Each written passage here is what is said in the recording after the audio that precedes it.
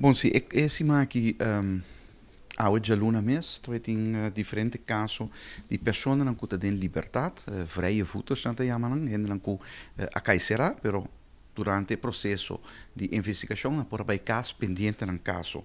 Há tem diferente, seis pessoas têm que vir entre 2 horas e 5 horas para responsabilizar na mês para um acto, onde não está ser suspeitado de maltrato, um outro maltrato cometido com arma e candela e um outro de ladonícia. Seta awe pues de aluna.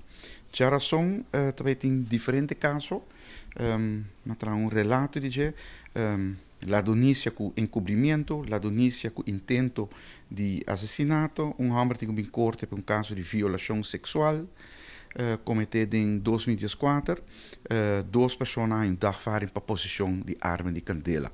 Então, já viernes finalmente, tem um homem que costuma para horta auto, um problema grande na nossa comunidade lá do início de auto, e já viene pues um homem que horta diferente auto. Também um caso de ladronícia, um caso de atraco armado a ser cometido em dois mini-market chinês e também, finalmente, tem três homens procedentes de Venezuela, que já vieram tem que vir corte para ladronícia em combinação com atraco armado. Então, um dia, simang hoop druk, want we nog niet papi in de caso de apelação, hoger beroep, que tem já webs. Dus 4 dias, esse aqui passa druk in korte trooi.